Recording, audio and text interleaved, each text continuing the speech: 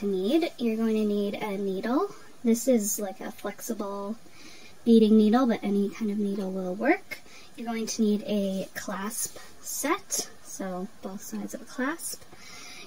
These here are called crimps. I'm going to use them to hide the knots. They're not necessary, and again, you'll see why in a minute, but nice to have if you have them or can get them. They're super cheap.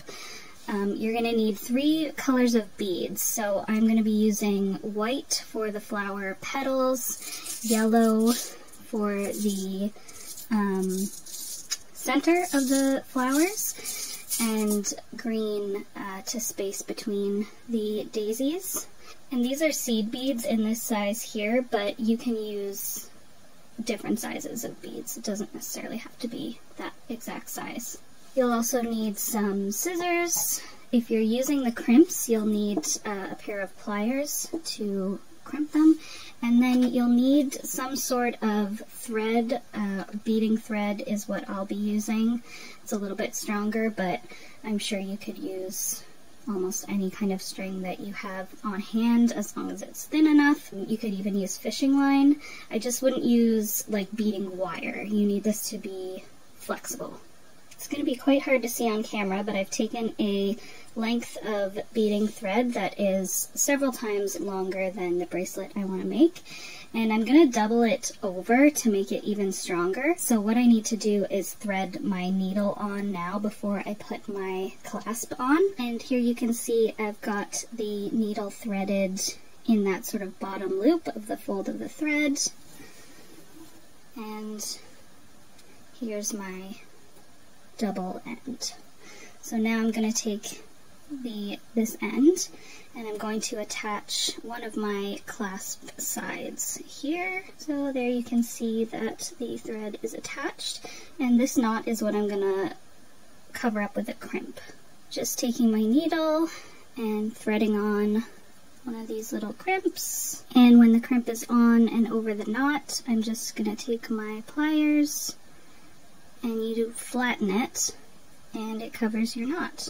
Now I'm just going to trim these tails here so that I'm just left with my 2 long strands with my needle on them. Alright, so now that we've got one end of our bracelet set up, we can actually start with the beading. I've just put 1 green bead on to start, and now I'll do the first daisy. So I'm going to pick up 4 white beads for 4 of the petals. Now sometimes you could do 3 and have a 6-petaled flower. I prefer the look of the flower having 7, so that's just personal preference. So I've got 4 white beads, and then I'm going to do my center flower bead as well.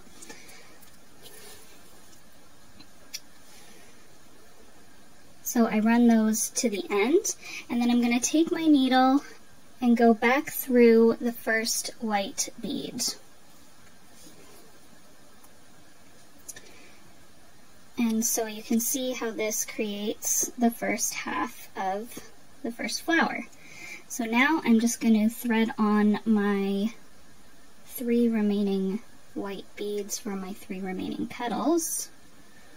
And once you have those 3 remaining bead petals on, you're going to take your needle and go through what is now sort of your top petal and form the rest of the flower.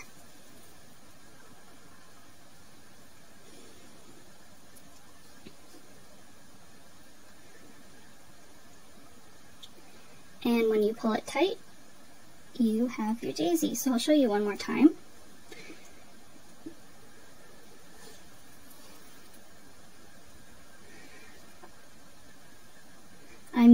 I'm making sort of a chunkier bracelet with not as much spacing between the flowers, so I'm just doing 1 green bead in the middle between 2 flowers, and then I'm taking my next 4 white beads and my yellow bead for the center, threading them down, sort of taking it and going back through, sort of backwards on that first white bead, pull to form half my flower, and another 3 white beads. Oh my goodness, there we go. Down. So it looks like that, and then I'm just going to go through this sort of top, there, show you this way, this sort of top petal, like that.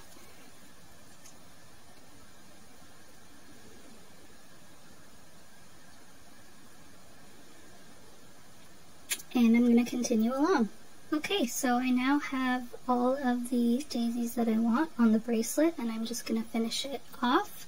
So before I tie the other side of the clasp on, I'm going to thread on my crimp,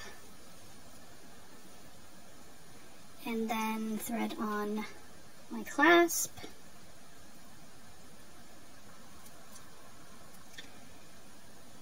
I'm just going to use my needle here to tie a few knots.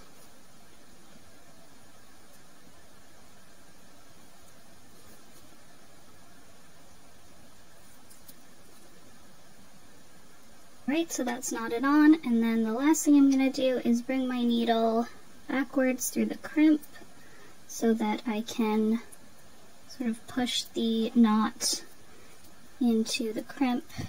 Use my pliers to close the crimp, flatten it on there, and then I'll just cut off this excess string. And there you have the finished daisy chain bracelet. Obviously you can use this method of making the little daisies for any design you want, any colors you want. You can also space them out more, of course. So here's another example. This is actually a mask chain that I made where I did this green between the flowers, so they're just more spaced out, and instead of like a clasp at the end, it has these alligator clips that clip onto a face mask so that you can wear the face mask around your neck. So that's just another example of how you can make something cute with these little daisy beads. Thanks so much for watching, and I hope this was helpful.